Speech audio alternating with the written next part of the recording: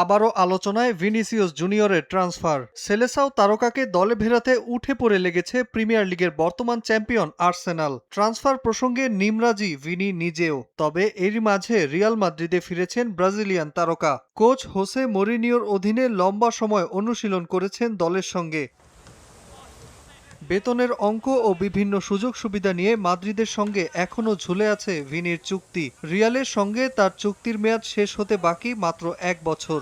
নতুন চুক্তিতে ভিনির বার্ষিক বেতন 17.5 মিলিয়ন থেকে বাড়িয়ে 22 মিলিয়ন ইউরোর প্রস্তাব দিয়েছে রিয়াল কর্তৃপক্ষ। তবে ভিনির চাওয়া 30 মিলিয়ন ইউরো। দুপক্ষের এমন দর কষাকষির সুযোগে ভিনিকে পেতে রিয়ালের চেয়ে মোটা অঙ্কের বেতন অফার করেছে আর্সেনাল।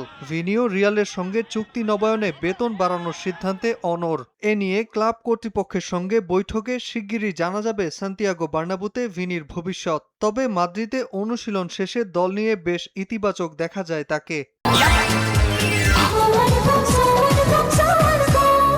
সোয়ান গ্রুপের একটি পণ্য।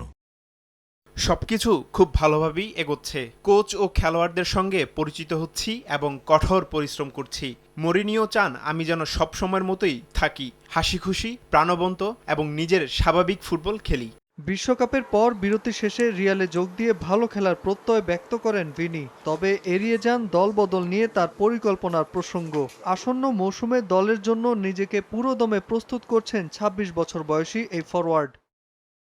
আমাদের শারীরিকভাবে ভালো প্রস্তুতি নিতে হবে, যাতে মৌসুম জুড়ে চোট কম হয় এবং আমরা সবাইকে দলে পাই। আজকের অনুশীলন খুব ভালো হয়েছে। আমরা সবাই খুব ক্লান্ত হয়ে মাঠ ছেড়েছি। প্রাক মৌসুমি প্রস্তুতি এমনই হয়, আমাদের শতভাগ প্রস্তুত থাকতে হবে। বিভিন্ন গণমাধ্যমের দাবি, ভিনিসিয়াসকে বিক্রি করতে নীতিগতভাবে রাজি আছে রিয়াল। তবে তার জন্য ১০ কোটি পাউন্ডের বেশি ট্রান্সফার ফি দাবি করছে সফলতম স্প্যানিশ ক্লাবটি। আর্সেনালও জোর চেষ্টা চালাচ্ছে ভিনিকে দলে ফেরানোর। নতুন চুক্তির ব্যাপারে এখন পর্যন্ত সম্মত নয় কোনো পক্ষ। নাজমুল হাসান পুলক, সময় সংবাদ।